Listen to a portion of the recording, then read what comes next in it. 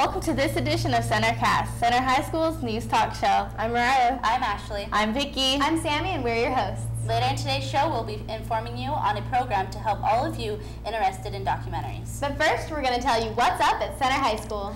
Yearbooks are $75 until this Friday. After that, they go up to $80, so go buy yours now. Seniors, senior ads are now on sale, so go pick up your senior ad packet in the main office or room 303.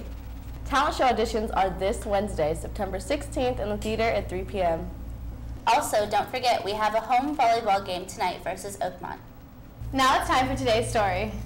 Today's story, we're going to tell you all about guest speakers who visited us in advanced broadcasting. They taught us about the art form of making documentaries. All right, so can you tell me a bit about yourselves?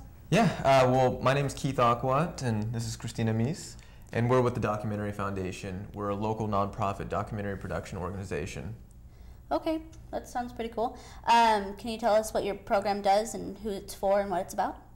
Well, we, as the Documentary Foundation, we produce documentaries for PBS.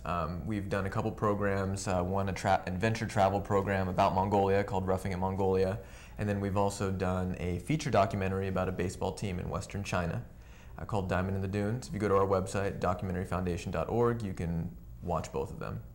And then also, the reason we're here today is we wanted to talk about our new program for local high school students to learn how to produce their own documentaries, and that's called the Doc School. And so Mr. Bisho has some more flyers and more information for students who are interested in learning more about the program. So how much does it cost, and how can kids, is there a website that kids can learn more about it or anything?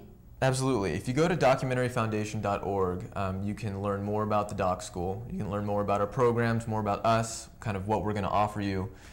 Christina is actually administering the program, so if you have any questions, she's available by phone or by email. Yes, you can call the 916-456-5229, or you can write me an email at Christina, just Christina, at documentaryfoundation.org. All right. So the program is $290. There are scholarships available for those who need it. What we provide is a camera, sound equipment, and then also the advice and know-how and the knowledge over 8 weeks to have students make their own documentaries, a 3 to 7 minute documentary. What are the course listings? Is there courses where you can learn about certain things, or is it just It's a all-in-one kind of program. Okay. Basically, what we're going to do is ask students to show up to the first day of class, which is October 17th, and these are going to be once a week, every Saturday. And it's going to be held at KVIE's headquarters. KVIE Public Television is our partner in the program. Okay. So those will be great connections for students to make too if they're interested in the broadcast and TV realm. Great for college applications. Great for college applications. And portfolios. And portfolios, yeah. yes. And so, but it's going to be fun too. So we're going to ask students who participate to show up to class on October 17th, the first day of class, with their group of 5 already picked, where, basically there's going to be someone who'll be functioning as the director, the sound person, the editor, the producer, and so everyone's going to have a specific role. And then people can take turns if they're interested in multiple roles as well.